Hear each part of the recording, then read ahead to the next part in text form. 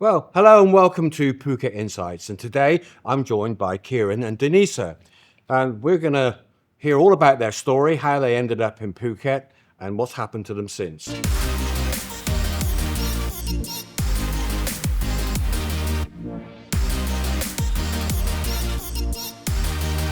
Oh, hi guys. Thanks for coming into the studio today. Hey, thanks for having us. Okay, so can I have a short summary of who you are and what do you do in Phuket? So my name's Kieran. This is my lovely wife, Dennisa. Yeah, We've been in Phuket how long now? like 3.5 years now, almost 4 years. Yeah, this is going to year 4. So we've been in Phuket about 4 years. Prior to this, we was traveling around America, traveling around. We used to live in Bali, funnily enough.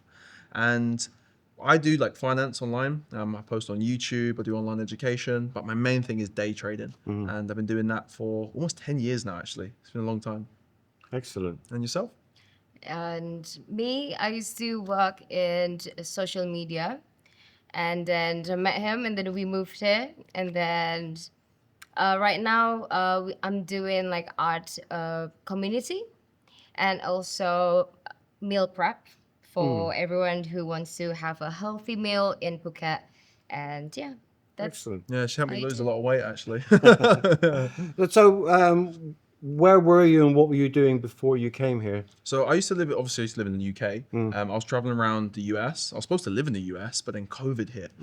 So a couple of my friends, they was like, "Oh, we're gonna move to Bali." I said, "Oh, I don't know, Southeast Asia." I was a bit skeptical.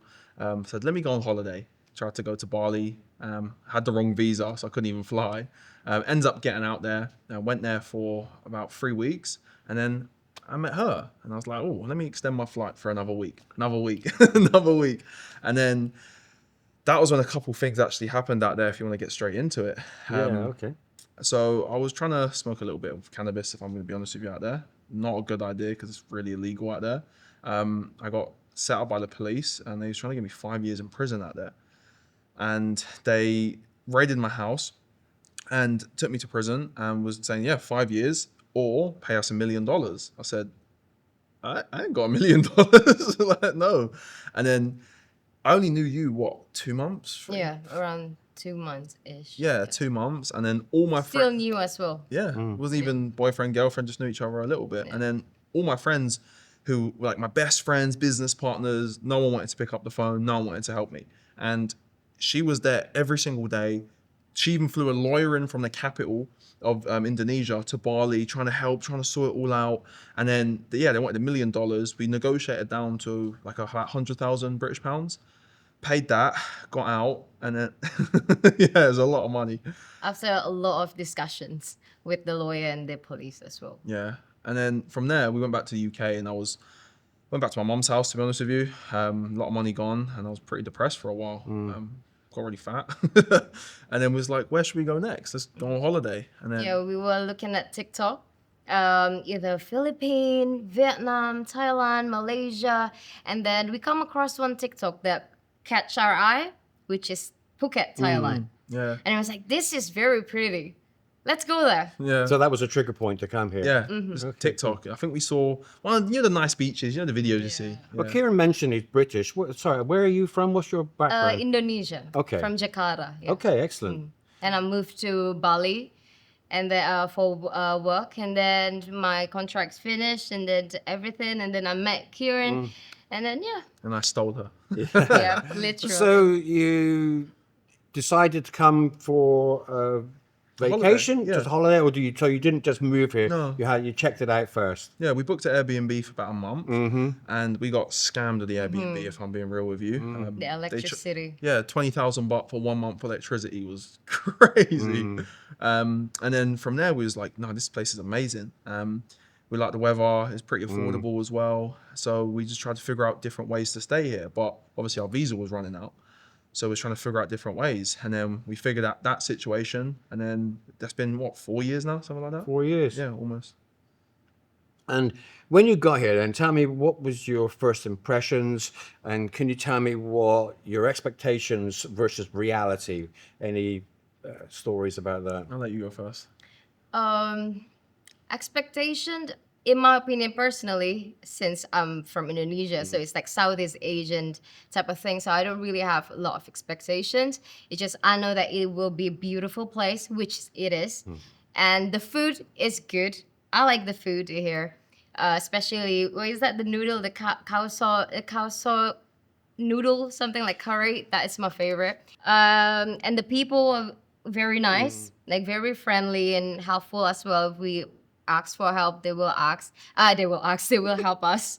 And yeah, that's for me. But like in England, I just had this idea that Southeast Asia was a third world country. If I'm being honest with you, I thought it was going to be like my brother was telling me you're going to get robbed out there. It's full of crime. It's dangerous. It's unsafe. It's dirty. And when I came here, like even just seeing how well looked after the roads were, like no potholes. England's full of potholes. The road quality is terrible. It's dirty in England. England's cold. So coming here was a shock. It was like, this is better than I expected.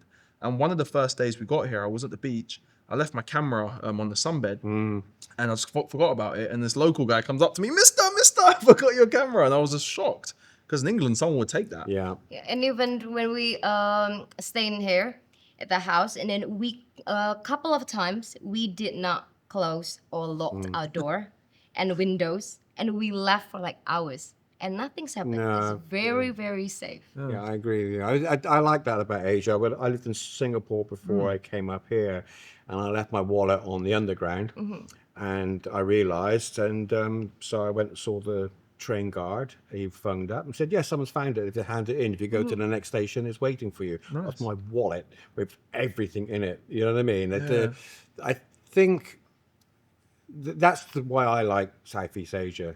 I didn't living in England. I always looking over my shoulder or thinking if I go out when I get back, I'm going to find my house burgled, etc. It has happened, and I don't find that here in Asia and Phuket too. So Even absolutely when right. we walk around London, like I can't remember if I was with you, but I was walking with my phone on the maps, trying to figure out where I'm going, and someone just tried to grab my phone out of my hand. I look up like, what are you doing, you know? And I don't know, England, I just don't really like it anymore. It's quite unsafe. I literally don't feel comfortable. Like, for example, here you can wear nice clothes. If you want to wear a nice watch, have whatever, no one's going to trouble you. But in England, if you want to wear a watch, people will chop your hand off to take it. It's really unsafe there. So it was a really big culture shock, actually, for the better. And I've never felt actually more welcomed or more at home here than in my own country. I feel like in England, everyone's got this crabs in the bucket mindset. From me personally, people don't want to see you win. But here, everyone wants to help. Everyone's trying to get better, and everyone's got the same mindset. So, can you tell me what your day-to-day looks like? You know, what's an average day for you like? So we have a dog. We got a Rottweiler. Yeah, he's a big boy. So normally, first thing we do, wake up. We're quite like into the gym now, so we meal prep all our food. She's really good at that, and we walk him to all the beautiful waterfalls and the nature in the morning. We've got an off-road truck, so we like to go off-roading sometimes in the mornings. Walk him around the lake for about an hour. From there, we go train at the gym. We actually train with this bodybuilder called Boom. Some of you people might even heard of him. Like he's one of the best bodybuilders in Thailand. What gym is that? Alpha Health Club. Okay. Yeah. And it's right by the mall, and it's around, I think, 1,700 a month we pay, something like that. Yeah. For Phuket, I think it's more on the expensive side for a gym. But yeah, we normally train there with him for like 2 hours, come home, eat, shower, and then normally, because I work online, so I just open my computer, go into my office and just crack on with work. And then I trade the US stock markets. That opens around like 8 p.m. here. So normally like the evening times where my work really kicks in. And then go back to bed and start the next day. So you're basically a digital nomad, if that's a sort of common term. Yeah, exactly that. Okay. So when you came here first, what visa do you use? Did you come on a tourist visa or? So what? yeah, initially we did the tourist visa because we just came here. We didn't even think we was going to live it. We just came, 30 days, booked 1 month, and then said, oh no, we like this. Found out we could extend it. And at the time they made it so you could extend for 60 days, I think. To extend it for 60 days, was trying to figure out all the options. You know, you could set up a company, you could get work permits, you could get, the DTV wasn't a thing back then. And we then found education visas. Yes. Did that, and then eventually got a work permit set up. Excellent. So can you tell me, since you've been here, what has worked? And then I'm going to ask you what hasn't worked. In what sense, though?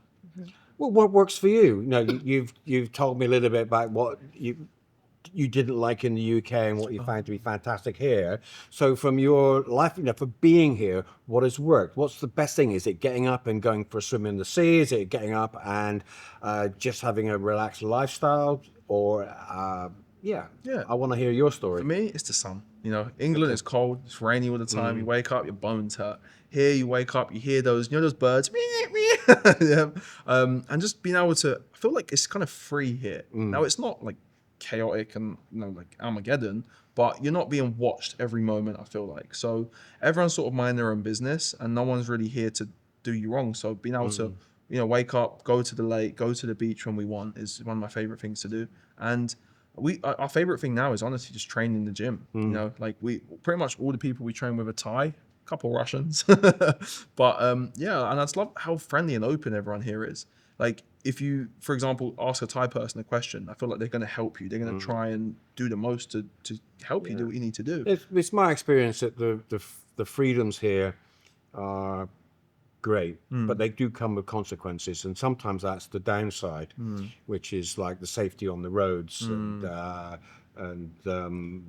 sometimes policing, etc., and like that. So that's your upside. So can you think of any, to our listeners, any downsides or mistakes that you've made that you'd say, I wouldn't do that, I'd do it differently? First mistake was the scooters. Right, when we first came in, we rented a scooter, and we got pulled every day, and we were just getting fined left, right, and center. We had the international driving permit, Okay, good. but we were still getting fined because I only had a license for a car in the UK and not an actual motorbike license. So even though I was all confident, yeah, look, I got my license. No, you don't. And then there was, what was they fining us? I think initially he said 2,000, but I found it was negotiable apparently. I ended up paying, I think, around 500, 1,000. That was all right. And then, yeah, they let us on your way. You get a little receipt sometimes. Sometimes you do, sometimes you don't. If you do get the receipt, you can actually show it to another officer, and you don't have to pay another fine for that day. Yes, I know. Right. It's quite amazing. You can get caught speeding. Yeah. If you get a ticket, you can speed for the rest of the day, apparently. That's what I was told by a friend who was caught on his motorcycle. Yeah. So that's excellent. And what do you find? Actually, you know what I think is the one downside here is things are expensive. Now, I know everyone thinks Thailand's cheap, but I think if you want to live like a local, it's very cheap. But if you want to live like, for example, a Westerner, let's say you want to have a bottle of wine or a bottle of alcohol, like there's one tequila brand in England. It's a little bit expensive over there. It's around like maybe £80. Here, it's almost £300 for one bottle of tequila. And I feel like some things here can be more expensive than the West. Like buying a car, for example, there's 100, 200, sometimes 300% tax on it. So we come here thought it was going to be really cheap, but a lot of things are actually more expensive than back home. What about you? Any downsides? Just a little bit of culture shock when like driving around here, because like people, well, it's in general context. It's not you, but it's other people, and that makes me also culture shock as well, because when I already have my indicator, and then bike or car just keep going like fast, and I was like, oh my god, that is the first time we drive bike and car, and I'm just like, oh my god. Yeah, the rules of the That's it. road here are a bit odd, and they take a bit of getting used to. If you come to it with a Western attitude, you're likely to end up, or insisting on a Western logic, it's not going to work. Yeah. I mean, it's my experience that if a car is in front of you, it has right away. It feels like it's your responsibility to deal with whoever's in front of you, and that can cause some surprises for someone if you're used to different logic. Especially sometimes when the lights are red. Sometimes that means go here, apparently. Can you tell me the biggest upside of living in Phuket for you? You go first. Honestly, for me is I do social media as well. I post content, and for me, just being able to open my door and go anywhere, I can get an amazing backdrop for a video. You go on Instagram, you can show you're right. It's amazing. People back home are like, wow, I want to be able to do that. Or like even when my family come here, like my mom and my dad, being able to give them the experiences and show them places that is world class. There's some of the best beaches in the world here. So being able to see places like that, or go to a waterfall, or just get in the car and drive to Koh Samui, for example, get on the ferry. And like, you don't need music, you don't need TV, because there's so many things that you can see here. I really like just the healthiness here in a sense. I was about to say that. Yeah. Now, when I first moved here, my favorite thing was the legalization of cannabis, actually. I stopped smoking now, but that was my favorite thing. I enjoyed that. Now they've made it medical, so you have to get the whole medical prescription for it. Um, but yeah, I really like the freedom, to be honest with you. That's my favorite thing, and being able to focus on your health. Mostly the same, like the freedom, because there's a restriction, but not too much restriction, and also the motivation that I get from the people, like the environment, is a lot more. I feel it a lot more than where I was before, and in here it's just like you get motivated so much because it's just amazing. The what is it the community in here? Yeah. But saying that, like when we first moved here, we didn't have a community. We wouldn't really have a lot of friends. We just sort of focused, just us two, to be honest Yeah. with you. So it did get a little bit lonely being far from your friends, being far from your family. But as we sort of got out our shell and just made it our job to speak to people and introduce ourselves, because I found like people keep to themselves here, and if you talk to them, then they open everything for you, you know. But that's what sort of really nailed it in our coffin, is having those communities around us. Excellent. And any frustrations? What's your major frustration? Maybe. Traffic. Traffic. That's frustrating me sometimes. High season traffic is bad, but we're coming into the low season, so life should get a bit easier. Yeah. So for you, it's the traffic. Yeah, Is and it simply the also- congestion or the general chaos? General chaos, and like what I said before, the way like the bike just drive is scary.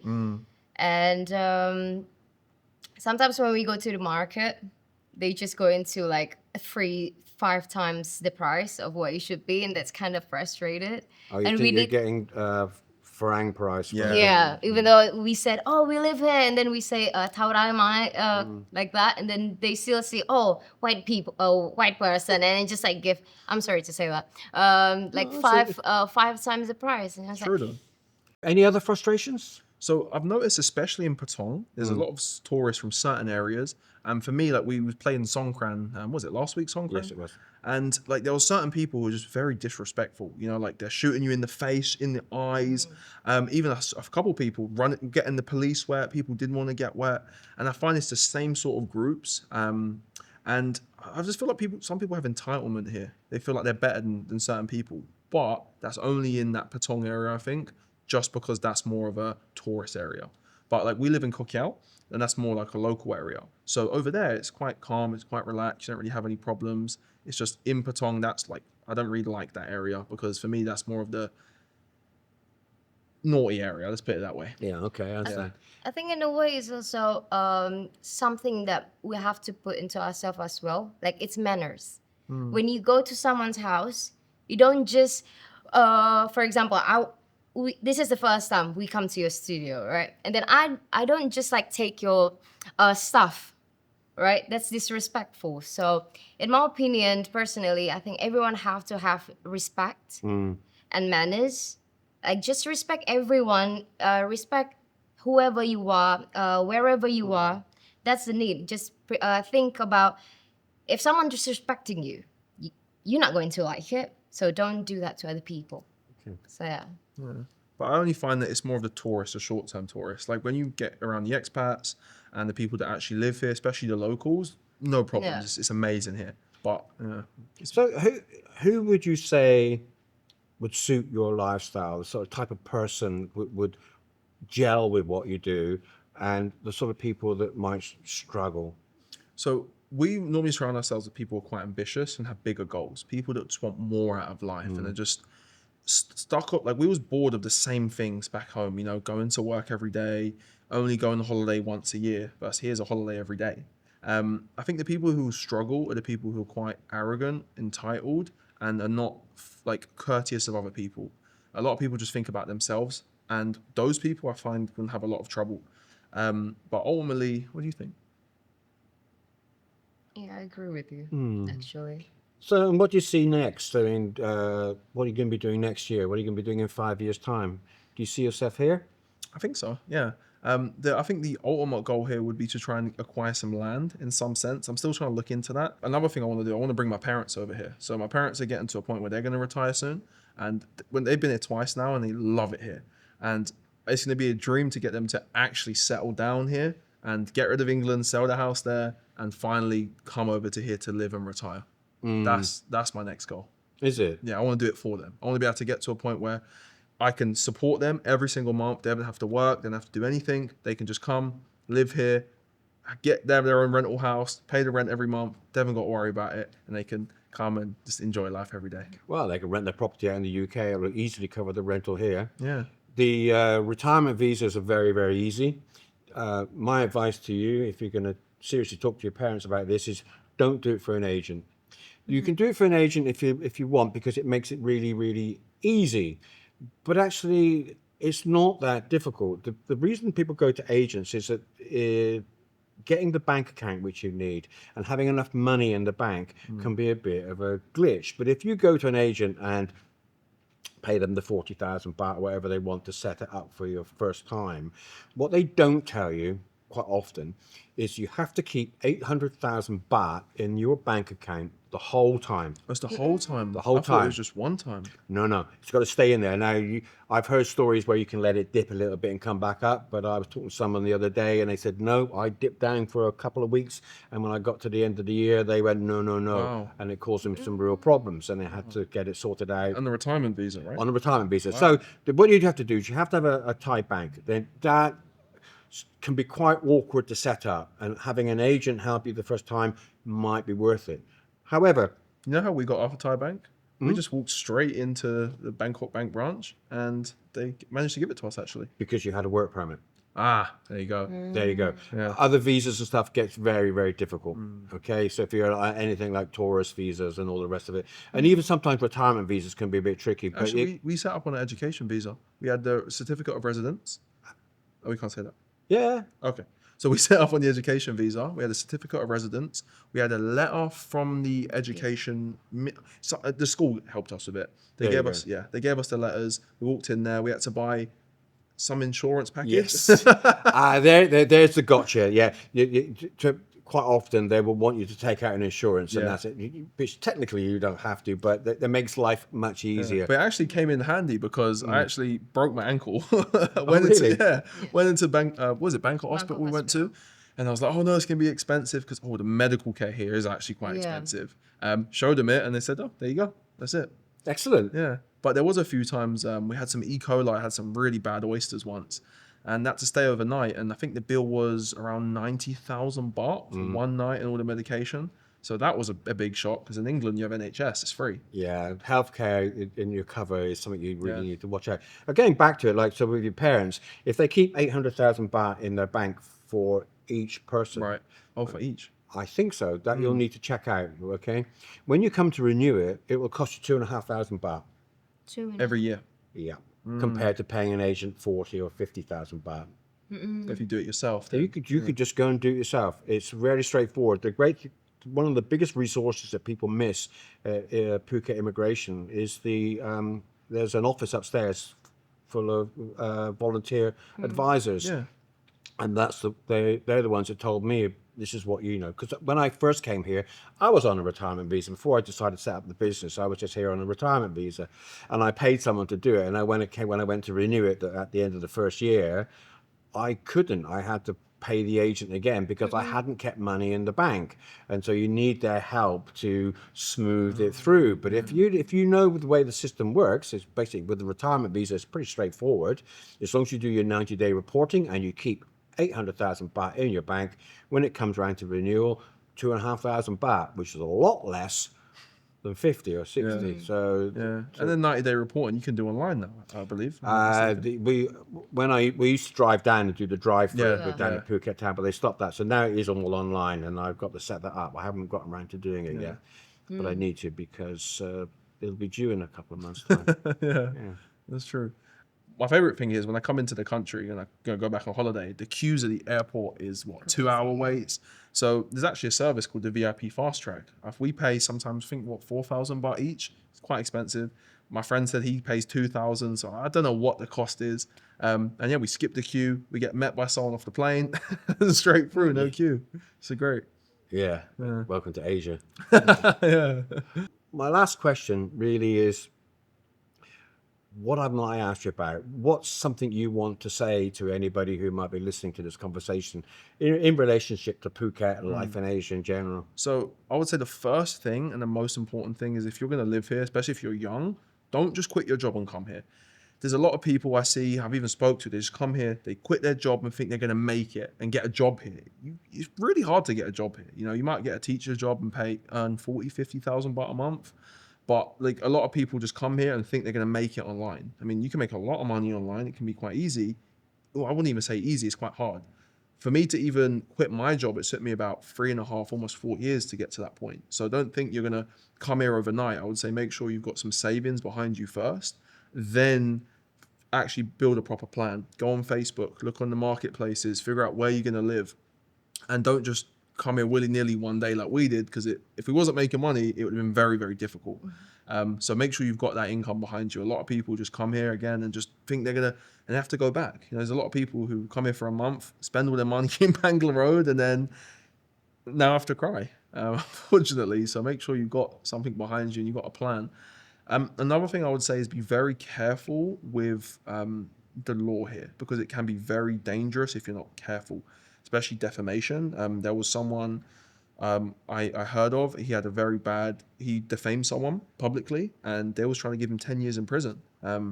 He beat one of the charges, left, and never come back. Now he's banned from Thailand, can never enter, otherwise, otherwise he's going to be arrested. Yeah, there have been a few instances like that in the last couple of years where people have said something, and whether it's true or not is irrelevant.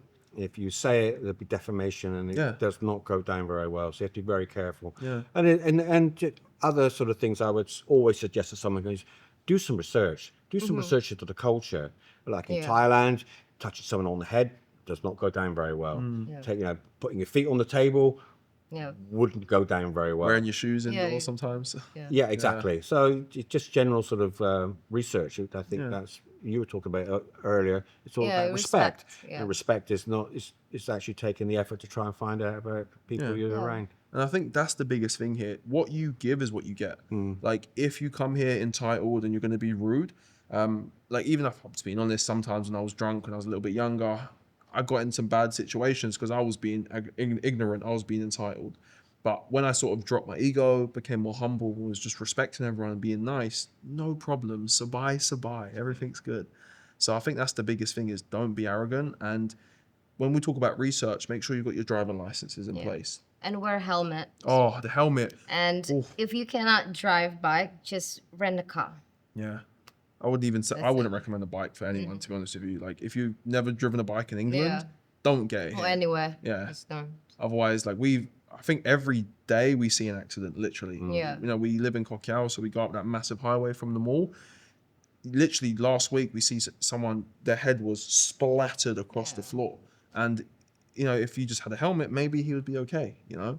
So, and I think a lot of people just think it's like the Wild West here.